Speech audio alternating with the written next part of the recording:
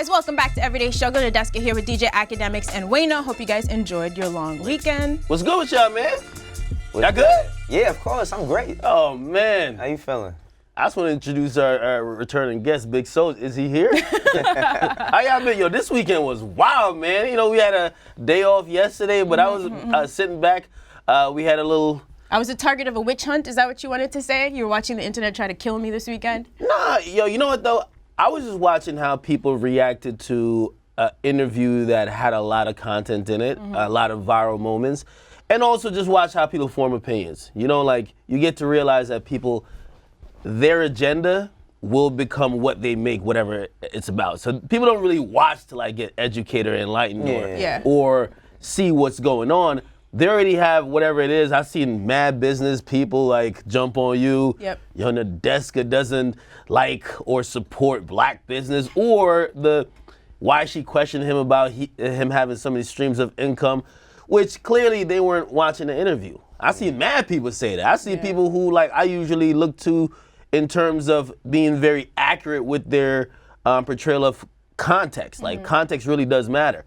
And, yeah, you were getting it, though. No, I know. No, I had to call up on the desk like, Nadeska, you good? I'm used to this shit. He really called to check in on me, and I appreciate that. So, yeah, Soulja Boy was up here. The interview was almost an hour long, right? There was a lot of trolling, yelling, joking. Like, it ended on a good note. We shook hands. There was no bad blood. Right. But this one clip where you hear me saying, why do you have so many businesses, went super viral. So the point I was trying to make to Soulja Boy, which I stand by, is that if you're a great entrepreneur, you focus on developing a couple really great businesses, those flourish, and then you keep building, right? I've been on this show talking about building wealth in our communities, investing. Ask Wayno how many conversations we have about investing apps and all this shit. All the time, yeah. All of a sudden, I'm the girl who doesn't support entrepreneurship and black businesses. Like, you guys really took that shit out of context and ran with it. Like, shout out to Joe Budden and Charlamagne. I appreciate that. Nah, they really wanted me dead. They were in my phone, my email this weekend. This shit was... Yo, to be honest, just to keep it 100% straight, I don't care. I know Big Soulja having this moment, and it might seem like I'm hating, but I'm just keeping it factual. Soulja Boy been the butt of everybody's jokes for scamming, whether it was him acting like he lived in cribs he didn't live in, him trying to sell stuff that wasn't on the up and up. Yeah, when a nigga pulls up here for the first time, I'm gonna ask him, nigga, are you scamming niggas? Like, is all this shit legit? The question that Nadeska really asked was in the middle of people shouting over each other, which we'll probably learn from that going forward, even though I love that back and forth shouting. Good content, not too much for journalism, but good content. But she was really trying to ask, because again, I'm asking questions just to give, this is the context. I'm asking questions saying, this product, because I'm a gamer. So for everybody who's talking about black business in terms of a console, that's not really a console. It's a scam. It's a emulator that has games that are unlicensed, despite what he's saying. That's why I asked him where everyone said, when I asked, I said, yo, why did Nintendo approach you? You have Nintendo games on it. Nintendo owns the rights to games. You have it on your console. Because you didn't pay them the bread, they're coming to sue. So I'm asking these questions and people are saying, why should I? He has a fucking product in the middle of the screen. We didn't invite him up here to talk about a product. We invited him to talk about his music and everything else that surrounds music. He's promoting other shit. So I gotta ask you about it. She's cut off in the middle of saying, hey, why do you have so many fragmented business that seem to not all pick up? It's not that she's hating on him. She's trying to figure out, and actually we're trying to figure out, I'm trying to figure out, I've been calling out, look at my history on YouTube when it comes to Soulja Boy. I've been documented calling Soulja Boy out on attempted frauds, scams, and all those things in between. Well, I'm gonna keep the same energy when he gets here. You know, so with all of that being said, it's like, for myself, because it was a big thing where people felt like I was about to get up to fight Soulja Boy. And what I want people to understand is this. Nah, he was wild in that interview. Nah, he was wild, but at the same time, what I want people to realize is this. If I wanted to fight on camera, I'd have joined UFC or been a boxer or something else. First off, I'm not doing nothing on camera that's going to be held against me. Secondly, it wasn't even that serious, right? We was having a conversation, and I felt like he was really getting upset because I was asking him questions, and then like you would say, you would spin him, you know what I mean? And when every time you spun him, he just started getting mad at me for no reason. So my thing is this, as a black man, I represent more than just myself on this show. There's all types of things I'm trying to do in my community, things I'm trying to do to help other people, things I'm trying to do to help myself. For me to make a decision to do something physically to somebody else on camera or him to do something to me would be in poor taste, would be in poor profession, and that's not how I'm trying to rock out here. Because if I make a decision like that, I could lose a lot of stuff, and he could lose a lot of stuff. Yeah, I didn't realize that was just a thing. That No, people thought you were really gonna fight. No, Okay, I wasn't. The thing is like when he got up. Yeah. That's what I'm saying. It's like it's one thing to watch it on camera, and another thing for him to be. So there's there. a lot of spin basically that came out of this interview. The internet be on some bullshit, man. Soulja Boy is 73 pounds soaking wet, man. The nigga's skinny as a motherfucker. But beyond that. But like I think people watch it to feel like he was physically either because he was standing over you, intimidating you, and all like nobody was there. Like even us going back and forth, bro. Like this is a show for content. You feel me? Like and I allow more stuff than Wayno. Like if Wayno was called fuck nigga, he might just stop. but this is where people don't realize. I think they thought that it was everything he was saying towards you was just directed at me. Like he was like, fuck nigga, fat nigga, da da da da da da. And he like, oh, he said all of that to them. So was this from another clip? They didn't watch the whole interview again? People not watching. Of course. All right, so this people is my first time. People are judging us off like 2-minute clips. This is my first time I'm really understanding. Remember what you told me, how people switch? Yeah. Because he was sitting right next to me the whole time. And like I said, I don't want to turn this into me. I'm not defending myself against anything.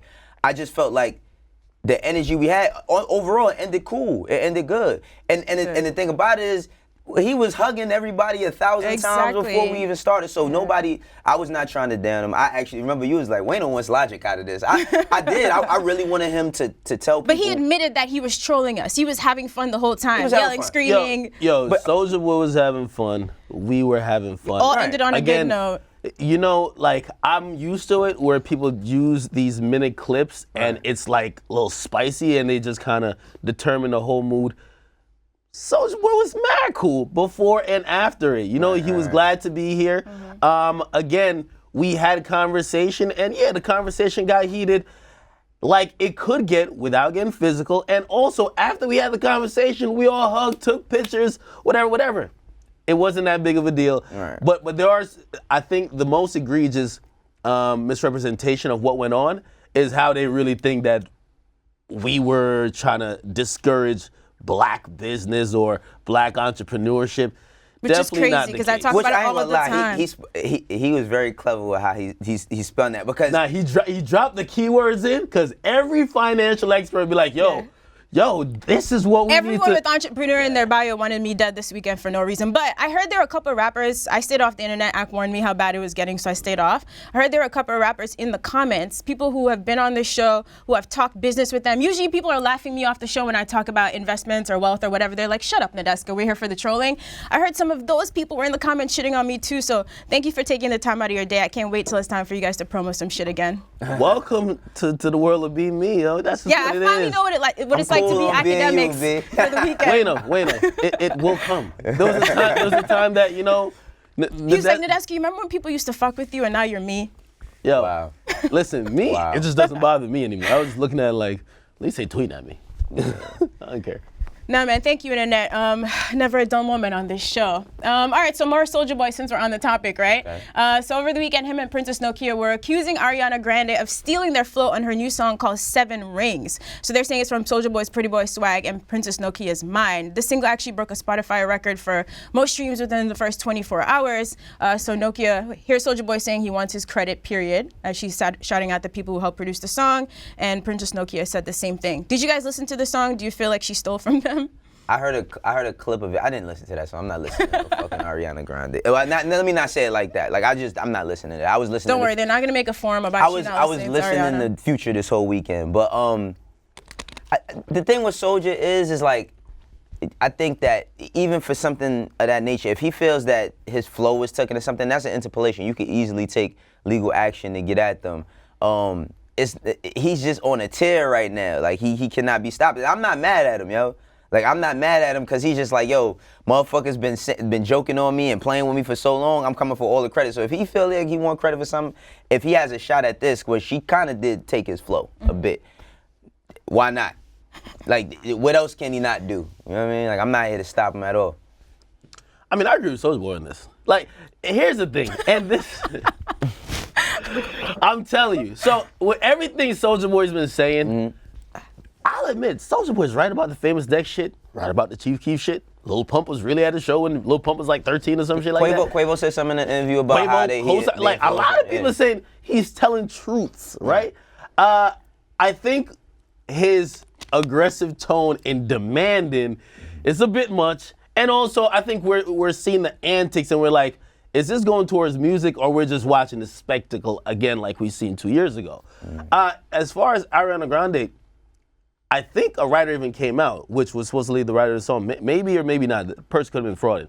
And they said, yeah, I was inspired by Soulja Boy's song. By the way, just off my own ears, sounds like Soulja Boy's song. Right. Calling her a thief, though. Come on, man. Like a thief, like you're in hip hop and someone being inspired or using a flow. It's not even like a flow. Yeah. You get me? You gotta clear it though. I think that's what he wants. Clear a flow? Yeah, you gotta. So depending on who it is, though, you can't. If you can use. No, listen. They can make a case for that. Now, everybody's not gonna do it, but there's certain people called music. If I'm the Migos, that is true. Musicologists that they would tell you, bro. Like every time I gotta clear something, it could be something as little as a word that's said a certain way that could determine your release date. Because a person can make a case to sue you, and they could take your whole shit down if they have a case. Really? Yeah, they can. You know, of course, they could do that for samples and stuff like that, but I didn't realize it was easy to make a case. So when I worked at Rockefeller and I worked with Beanie Siegel, Beanie Siegel could have sued R. Kelly for saying it's all good now, my nigga, we out the hood now, because that was his song. It's all good now, we out the hood now, remember them days. He could have made a case for it, but people wasn't making, like in rap, people don't usually make cases for it. They look at it like, oh, that's love. Because you hear people use like Biggie lyrics all the time. So if his estate wanted to sue, they could? Yeah, I mean, but you gotta clear it. So that's what I'm saying. Use a famous motherfucker. We seen what Juice WRLD and them went through from a sound standpoint when they like kind of sampled with Sting. Yeah. Use somebody flow. You on a Boogie song, all he doing is using. He didn't use Michael Jackson's words. He used his flow. Look back at it, all that, all. He has to clear all of that shit. If not, yeah, you getting sued. So Soulja Boy could make a case if he wanted to. Now he's probably just like, nah, go on fucking live and say Soulja Boy influenced my shit. But he could make a case for it, for real. He could, if he wants to. Well, you know what? I can see that point. That's actually a good point. Maybe he does have a legit point if he wants to sue, which I don't think he is. I think calling her a thief is a bit much. I think the way how he's going about getting credit is just a bit much. He's like demanding, like put like this. He's after whatever he said about Famous Next, which was right. Called him a fuck nigga 20 times and acted like Famous Next should come out and be like, "You're right, I slept on your cat." No, everybody's gonna respond differently. Right. A great point that was brought up by Gilbert Arenas, though, is that this is where he needs to watch how he's moving for the next, like, couple weeks. You're getting all this attention, and, for example, he went to Yams Day, Barclays Center, and he performed, of course, a couple songs, but the one that people are seeing is he's performing Crank That Soulja Boy. You have new records. You have to meet this type of attention you're getting with records you're pushing. Right. Because I know we all say, whether we want to say 6ix9ine got the formula from him or he's like kind of just rehashing what 6ix9ine did, that fuckery and gimmicks has to start meeting with music. And if it doesn't meet with music... He dropped the video, though. He did drop a song in the that's video. That's what I'm saying. Right. But the emphasis has to be on getting that to go viral. Because right now, he's viral for right now his persona, but there's nothing around the record that's really moving. And E1's, of course, behind it. So maybe we see something we haven't seen before, but I'm waiting for that to happen. I don't know if it's true, but I seen something that said his streams spiked like 78% or some wild shit. That over this past week, his shit spiked, like his streams went up 78%. Wow. That's insane. Yeah, no, that's true. But also, that's what I was saying, even when we were talking about R. Kelly, streaming these days is almost like the search bar on Google. Yeah. If you're trending on Twitter, your sales up. Right. Somebody who didn't know about you, didn't know about a song you had, they're gonna go to iTunes and search it in because you're a musician. I'm just hoping it works because right now, like his interviews, I see him bragging about interview numbers. I would like for him to brag about what his song is doing. By the way, I still like his song. The Hit My Line joint is fire. The other joint, he got another joint called Cut the Check. He didn't tell us if a project was coming, right? He showed us a little bit of the movie, but said that wouldn't come till like late spring, early summer, right? He said the album is it dropping soon? Yeah, he did say he was working on an album because I did see him post something saying that Interscope reached out to him and they want to sign him back or something, but he trying to work it all out.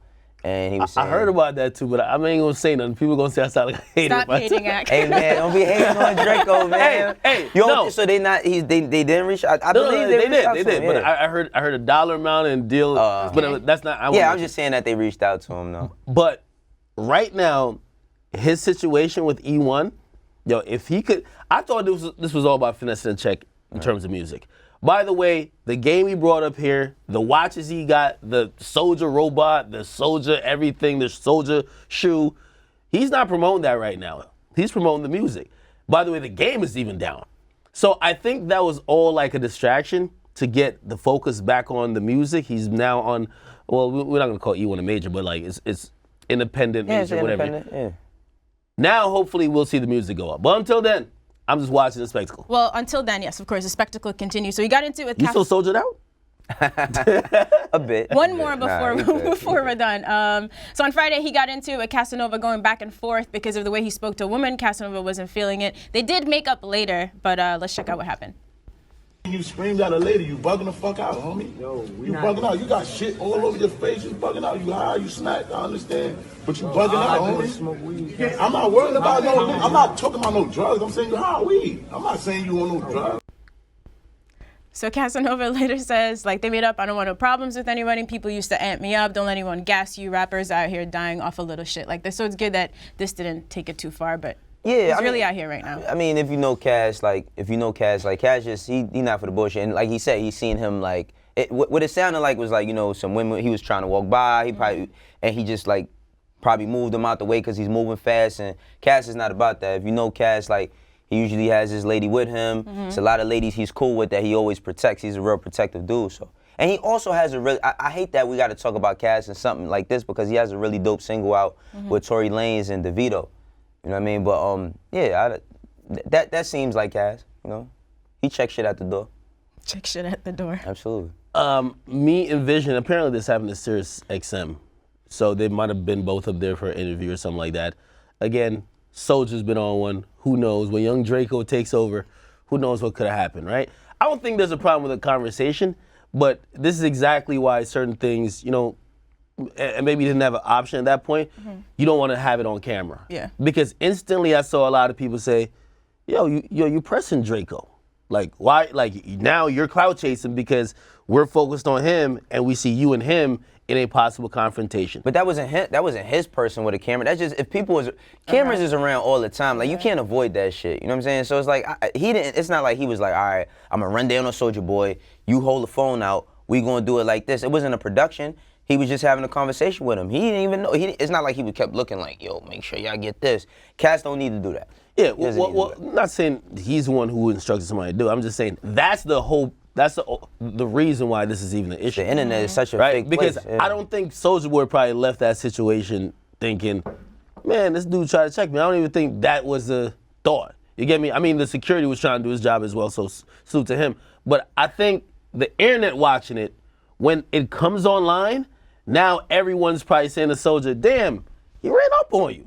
So you ain't even think that now you thinking like, wait, blogs are running.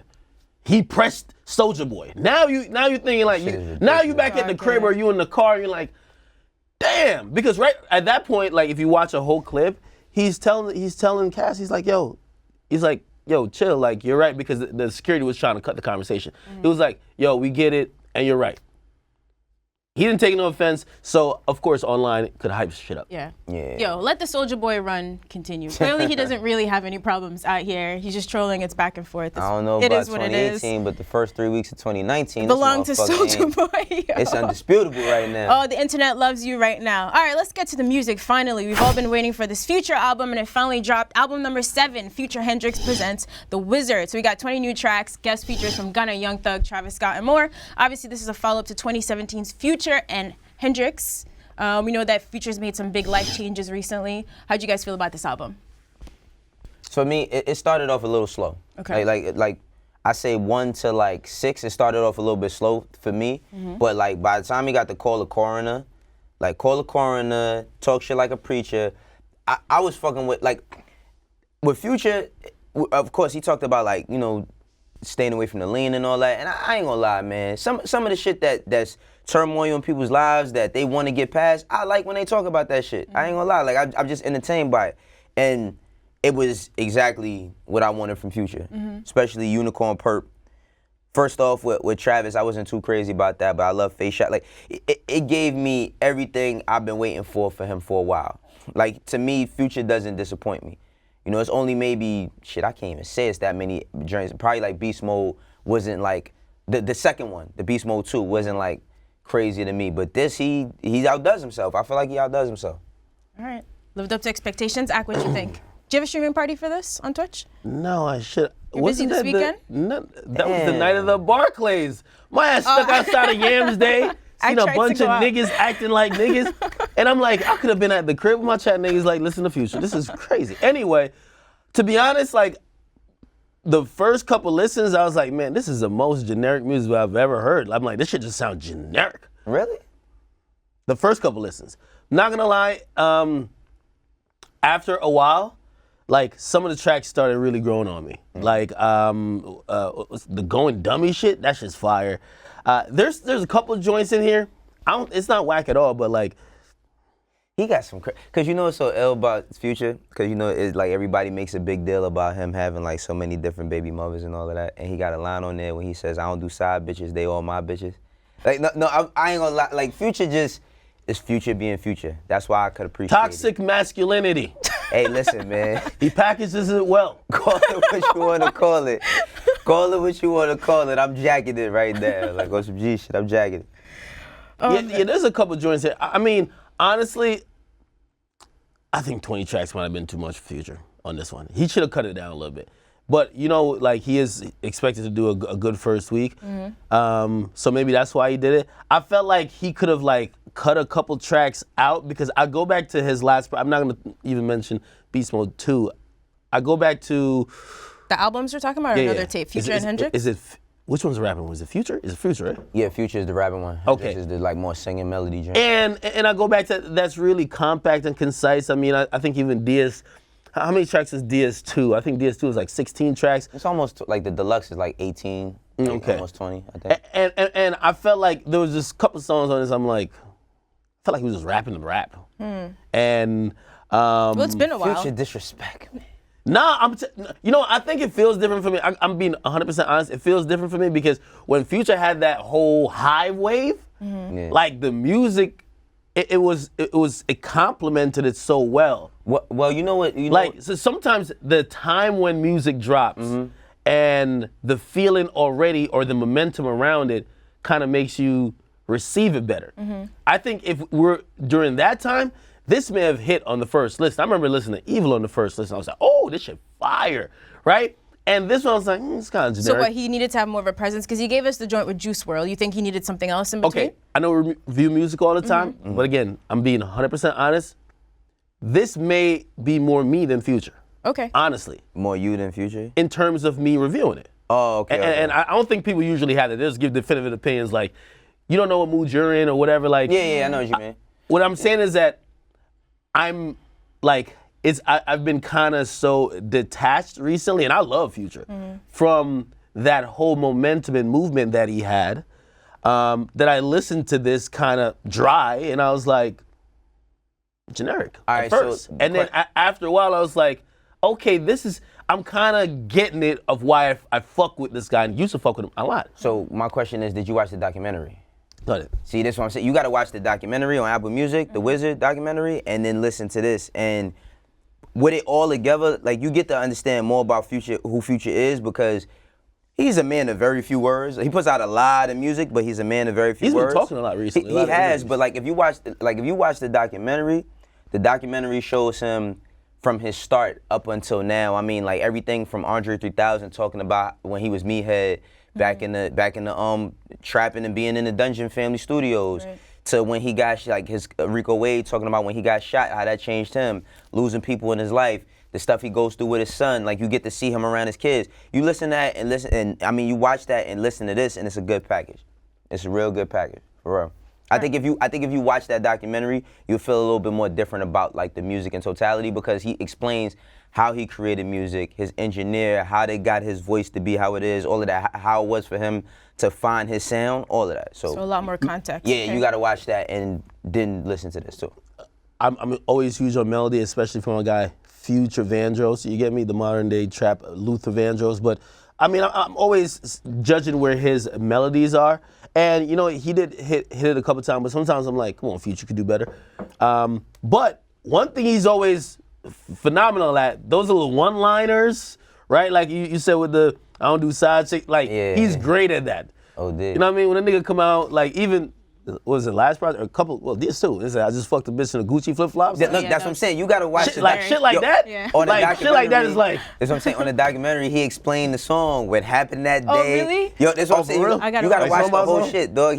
He talks about fucking a chick in some Gucci flip-flops and him going directly to the studio and making the song. Oh, he really did that? Yes, dog. That's what I'm saying. Oh, you gotta get the whole experience, man. No wonder that nigga said he made up the word no cap. Of course. You guys see this shit, I'm telling you. Yeah, after you watch that shit, listen to this, you gotta have a little bit different perspective. All right, I'm gonna watch that tonight. I haven't had a chance to yet. Ak, while we're here, you wanna take us into some numbers? This is like a light week in terms of releases. The first time in a minute, but this is gonna do well. Hey, since this is the first time we're doing numbers since the last, like since we had the break in between for like Christmas and everything, yo, A-Boogie, we gotta salute to him. Absolutely. You know, he came up here, when he came up here last week, he had the #1 album on his 3rd week, which that's huge. You get me? A lot of people knocked him for, yo, you only sold 873 copies, but you know, he owned up to it and he said, yo, we're in a streaming era, like, my shit was streamed 80 million times. What are you gonna say? 100 million, I think, at this point. Yeah, well, for that At week. that time, right, all right. And then that current week that we didn't have the information for, he was #1 again. So he was #1 for his 3rd and 4th week. And he came in 2nd on his first week. Yeah. Right. Came, his 1st and 2nd, he came in 2nd. Right. Also, it's 21. Him and 21 Savage just We're going back and forth, right? But the first major release is this Future project, which you know, like, and you probably know more about this than me in terms of like that first quarter release and when people try to put it out, and you know, sometimes before it would take a while to kind of get the whole machine going again. So maybe even like if it wasn't this digital era, it would be a stretch to say your album drops like January 20th, right? Yeah. But Future did it. He's doing great numbers, 130,000 expected first week. You know, that'll probably change as the week goes on. The more people like it might go up or might just stay the Is same. he doing touring this year? Who, Future? Yeah. Probably. Actually, Because remember, wasn't he supposed to go on that Nicki Minaj tour? yeah, I don't know what happened with that. He announced some stuff. I can't remember what it is. Got you. My fault, go ahead. But yeah, like Future's, he's the only and first big release of this year. 130. If we look at his old and past numbers, he did for Future and Hndrxx, he did like 130. No, he did 160 and like 140 for both. And people were knocking him for Beast Mode 2 sales because he did 65, and people wonder, yo, is he declining? Is he that? But you know, like Future, if anything, just off numbers, is showing that his fan base, even though like we're not in that hive, you know, people like dick riders, you know, so like everyone's like right now everyone's like BlueFace. Like there was a time everyone was like, yo, Future. His fan base still stay the same because his numbers are gonna be consistent. I don't know if, I know you was just bringing that as into like a reference, but BlueFace ain't even scratched with Future. Okay, like, you're right. Yeah, He ain't like- selling shit. Yeah. But you know, And he doing his thing though. Like, I ain't trying to get it fucked up. He's doing So you his guys thing. should do a Travis. fast I'll break say with him Travis. right now then? Huh? Is that a segue into our fast break with BlueFace?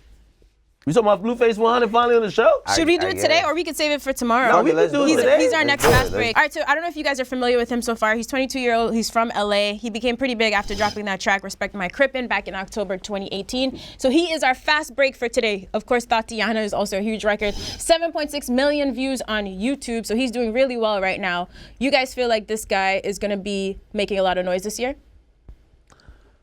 You want me to go? Go ahead. This you guy is gonna be fire this year. To be honest, it's like you could already tell when the stars are like. By the way, before I even get to that, salute to Birdman. Like I know we all killed him in 2018, But now he's Free signed to Wayne, Cash Money West. Cash Money West. I believe that, and I could be wrong about it, but I believe that's a partnership between Whack 100 and another dude, and also Birdman. So you know them collectively, they have Cash Money West, but it's still coming out through Cash Money. BlueFace is a very interesting rapper in terms of his music where it's kind of street, it's kind of funny. He plays into this social media era really well, and he's not one of the guys, because sometimes you usually don't associate, quote unquote, music that's supposed to be aggressive with it being relatable and people loving you on Instagram for all the stuff you do. You get me? So somehow he's managed to do it. I said it, no disrespect to G Herbo, but he's the best offbeat rapper. So he has 2 mixtapes out. Are the mixtapes great, or are you judging just off singles and presents right now? I'm gonna be honest with you. I thought he was like a meme, when I mean meme rapper, like, yo, everyone's mentioned his name because he had a couple viral clips, but I'm like, he ain't gonna last.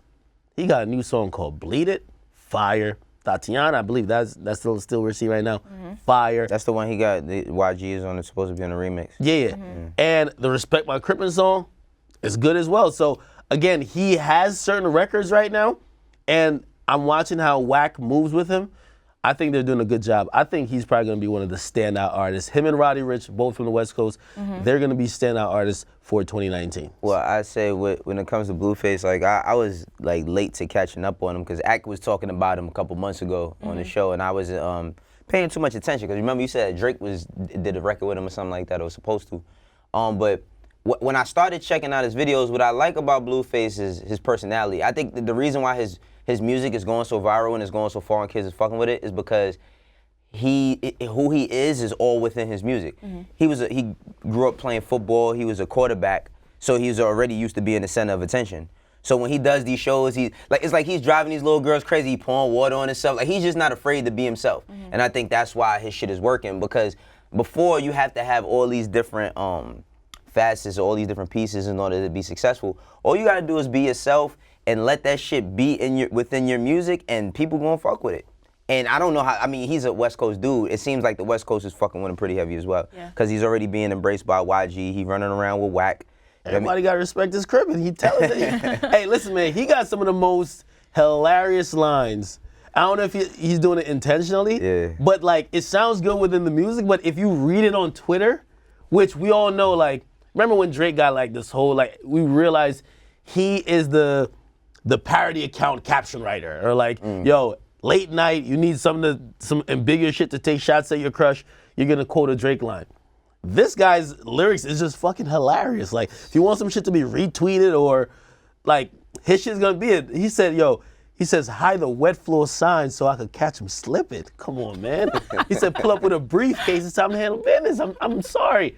This guy's good, man. No, let me stop by saying like good as in like, yo, he's a He's good at what he does. I'm not gonna. Great at what he does. It's a lot of different ways to be good. Like, you know, of course, I'm not looking for BlueFace to be Kendrick or J-Rock. He's even different from Roddy Ricch, who was our last Fast Break, right? Yeah, you don't have to judge everyone by the same standards. Exactly. Everybody's not judged by the same standards, but I think that for what he does, like, he's good at that. Yeah. And of course, because we're gonna balance out these fast breaks, because I got some people I need you to listen to that I'm pitching fast breaks. But I think that if you're really good at what you do and you command like a certain amount of people with your music, you deserve your credit. So I can't knock BlueFace. Hey, and I did hit Drake. I said Drake, because he posted a screenshot of like Drake in his DMs, and I'm like, where are these niggas getting this Photoshop tool from? I thought it was lies. So I hit Drake. I said, Drake, man, is this true or what? Like, are you really doing a record with him? And Drake was really excited when he answered. He said, hell yeah, I'm doing a record with him. Wow. I talked to Boy Wonder played me the beat that they're gonna be on. Wow. So then he's out of here. That's big. Yeah, so, and I've seen him in the studio with Quavo. I've seen him in, like, of course, him and YG on the song. He's doing it right, and to be honest, right now is probably the best way for artists like him to come up. He ain't beefing with nobody. He ain't stepping outside of his lane. He's involving everybody into what he does. He seems like he's getting embraced. And you know what? He's not focusing on some of the detractors. He ain't beefing, but he's doing a little bit of trolling too. He's definitely doing a little bit of trolling. I don't think it would agitate people. I mean, not to agitate people, but you see him on what's his name, 6ix9ine Baby Mom Live. Oh yeah. Yeah, exactly. So don't. So he got a song called "Bust Down Tatiana." What do you want him to do? Wow. I don't know. Wow. Well, look, BlueFace, man, good shit. Yeah, check out, if you do want to check out, the last mixtape is called Too Cocky, spelled TWOCOCCY, so go check that out. We'll be seeing more of BlueFace. And I heard he's coming to New York soon, so I think we're gonna see a round of interviews coming up. Yeah, well, me and him, we got linked, definitely. And, oh yeah, he got the Cole Bennett co-sign with the Bleed It video. Dope. Yeah. Oh, by the way, we never talked about your little 21 Savage mini doc. I got to watch half of it the other day. Maybe tomorrow we could play a clip and talk about it. I got here in the streets. Yeah. Episode 2's on the way. We almost had 1 million views on the first episode. It's actually doing well. I'm telling you, this year y'all gonna see, you know what I mean, Steven Ackberg come out. The evolution of academics, ladies and gentlemen.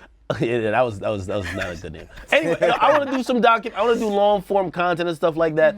Like me going out to places I've never been. You know, I did a lot of content just kind of staying inside the house and shit. Like even us on set, I feel like we should, you know, as we see content develop, like I'm telling you, some of these biopics and a lot of these documentaries you're talking about futures. Yeah.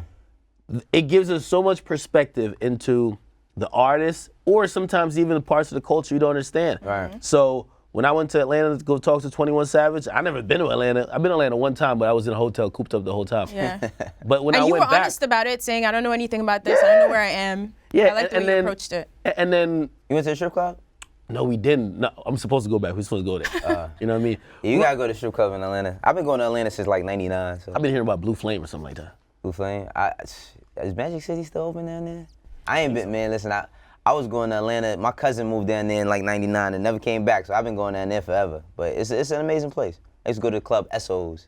That shit was lit. But yeah, like, it's good that you got out. And I ain't gonna front, because people always say acting ain't outside it. You went with the perfect person. Yo, he tried to go to Yams Day. He's out here. He's trying making to be effort. out here. He's I don't trying. know if he's out here. He's trying to be. He's attempting. How many streets, man? No, you're not. Nah, and that's cool. All right, go check out, it's on the Akademiks YouTube. We'll talk about it some more tomorrow. All right, so I feel like neither of you guys watched the Fire Festival documentaries, right? I haven't watched it. So this is like a non-topic, but I watched the Netflix one. It was pretty good. I think we should revisit this. I'm super into the like all these documentaries. All right, we're gonna have to save this one for tomorrow then. And plus, I seen Ja Rule moonwalking on my timeline, and I was like, this got to be good. Oh man. The Netflix one was great. I didn't see the Hulu one yet, but I'm gonna check it out. I didn't realize how deep the scam ran. It's pretty interesting. All right, so last week it was confirmed that Travis Scott and Big Boi are both going to perform during the Super Bowl halftime show. Of course, a lot of people felt a way about this. So first reports claim that Travis's team reached out to Kaepernick and he okayed it, and later they cleared that up, saying they had a conversation, but it's not like he said this is a good thing. Anyway, so Nick Cannon did an interview with Rack Rants on BET where he addressed this. He's basically saying that Big Boi sort of gets a pass here because he's for the people, but someone like Travis has to, quote, walk gingerly. He said he needs to have integrity in general. Also spoke about his relationship with Kylie Jenner and his new kid. What do you guys think about this? I think that this is very interesting only because it's like, I think that Travis is just an easy target for people. I feel like because Travis doesn't come off as a confrontational person, or he doesn't come off like he on some bullshit. Because why does he have to get approval from Kaepernick to do the Super Bowl? Now, I understand everything Kaepernick standing for, but I never seen him say, don't watch football. Right. Like, I never seen him once say, nobody should watch football because, let's call a spade, they kicked him out the league. And he's not going to play in the NFL again. And he's more than capable, but they're not going to give him the opportunity. But I never seen him say, yo, nobody watch football. Plus, again, how can we be so mad at Travis for going to perform at the Super Bowl, yet every artist is doing a fucking Super Bowl party, Super Bowl hosting, whatever. So are we really mad? Like when the Eagles won last year, we always celebrating Meek's fucking Dreams and Nightmares being played for the championship song. So it's just a fine line. I think like if Meek was to perform, or people wouldn't be saying the same shit that they saying with him. And that goes into Nick saying that Big Boi is for, this is what I understand. How is it based on his legacy we're saying that Big Boi is for the people versus Travis? Because he mentioned sort of his relationship with Kylie Jenner, and who it matters he chose to procreate with. Right, yeah, that was kind of crazy. With, which is... Honestly, I'm glad Nick said that. Because that is what this whole this whole Twitter cancellation shit is really hilarious. Because it shows there are hypocrisies when people are calling people out. What I know he called it, that's a good way to put it, cultural equity, but in reality, he just basically said, some people get a pass, some people don't. Right. If we think you funny money, you ain't getting no pass.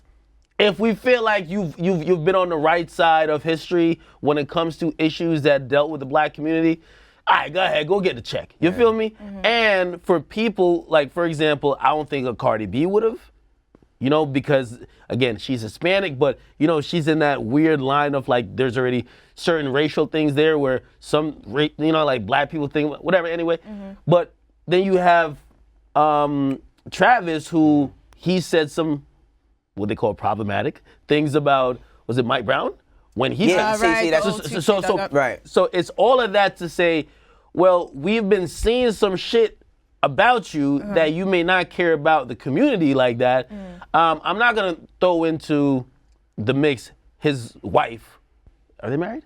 I don't think so. Our baby mama. We know, yeah. Okay, but I'm not gonna throw that into the mix, but we don't know what you on. So because we don't know what side of the fence you on, we gonna give you some shit. The perfect example of what he said, and this was probably recorded before he said it. I mean, what I'm talking about was recorded afterwards. Was it Gladys? Who is it? She's gonna sing at the Super Bowl, the national anthem. Oh. Is it Gladys? I missed this. Gladys Knight. Yeah. Who? Yeah, Gladys Knight. Gladys Knight singing the Super Bowl.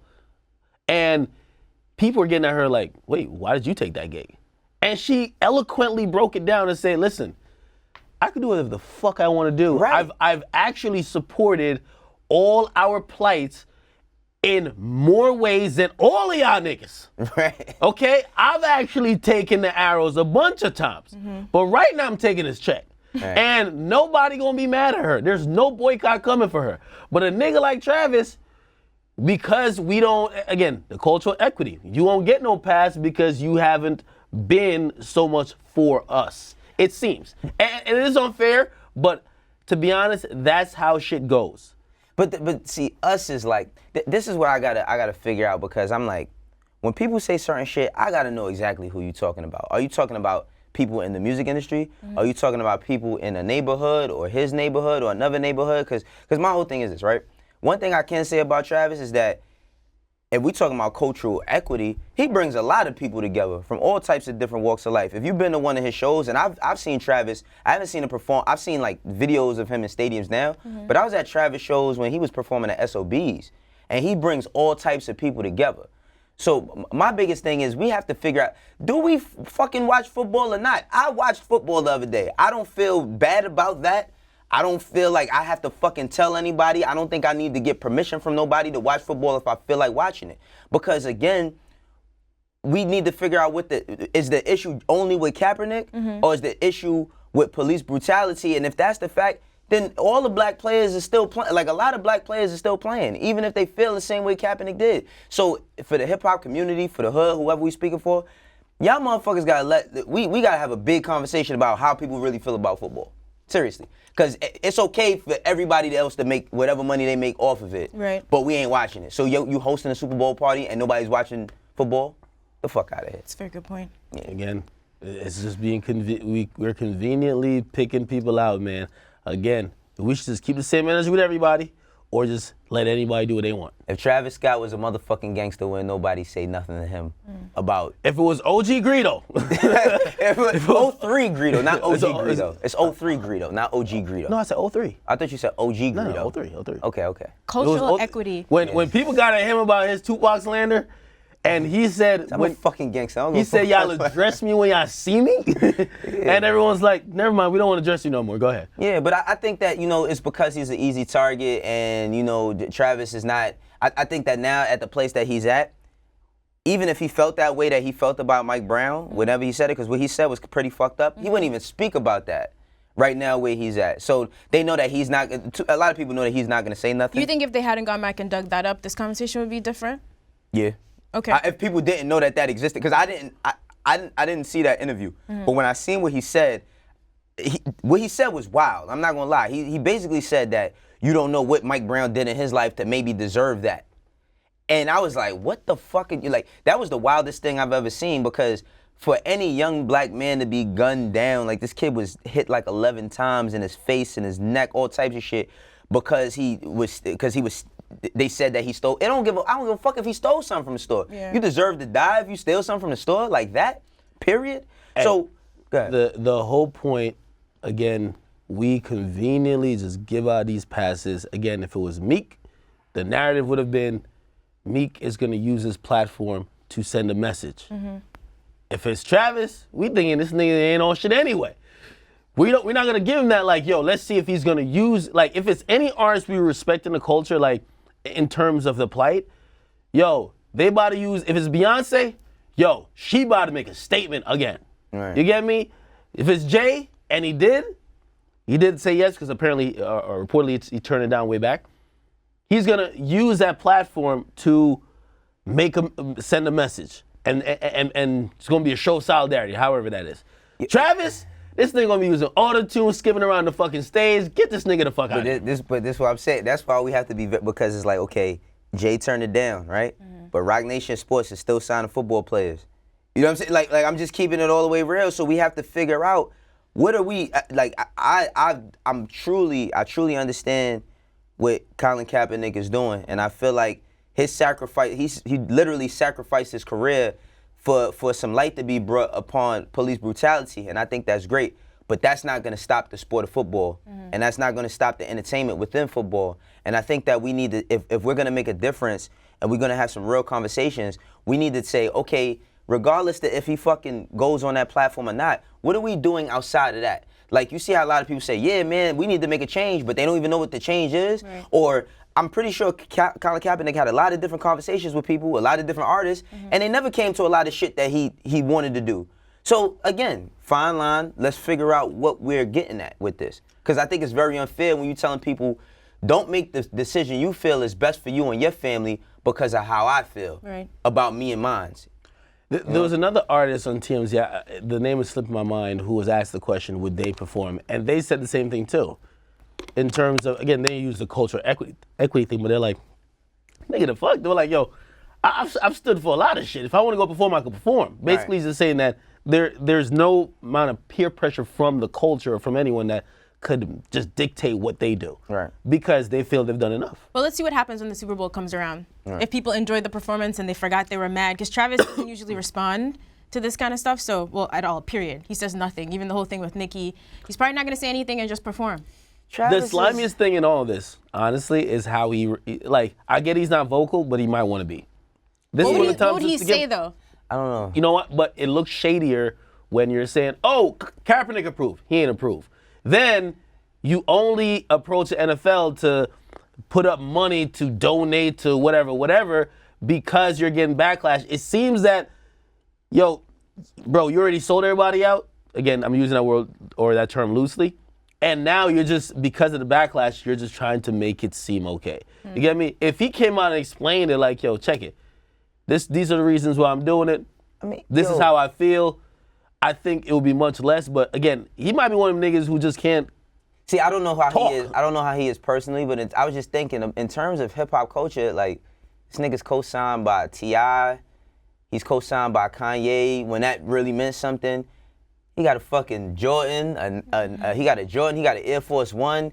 He got songs with the Migos. Like, I'm like, damn, like, the fuck, did he do a collab album with Taylor Swift and then people just started feeling a way about him? Like, I think it's really based on him being with Kylie and the comments about Mike Brown. I think that's the root of people's real problems. Because other than that, I don't see what problem people could have with him. Like, the motherfucker does phenomenal. He came and got Sheck West from Harlem, got him, he has a hit record. He's on his label. I just don't, I'm trying to figure out what's the problem with him. I don't know if it's some behind the scenes personal shit or people know certain things about him, but I don't really see how he's not a person of, like, hip hop culture. Like, that doesn't make sense to me. So we'll see how it pans out. All right, Super Bowl coming up. I guess we can end on that note, right? Actually, no, Cardi. The Colts ain't make it, so I ain't watching it anyway. The what? The Colts ain't make it, so I ain't watching. Oh. So I'm watching Tom Brady. I don't give a fuck what nobody say. That shit. Yeah. All right, y'all, we gotta go. Let's ride out with Cardi B using her platform to shed some light on a very important issue. So the government shutdown has been over 30 days now. Trump is still holding out for his bullshit wall. So Cardi posted this video last week. We just didn't get to it. So let's roll this as we leave. Here's Cardi addressing the shutdown, and we'll see you guys tomorrow on Everyday Struggle.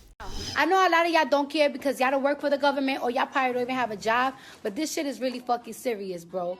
This shit is crazy. Like, our country is in a hellhole right now, all for a fucking wall. Like, we really need to take this serious. I feel like we need to take some action. I don't know what type of action, bitch, because this is not what I do, but, bitch, I'm scared. This is crazy. And I really feel bad for these people that gotta go to fucking work to not get motherfucking paid.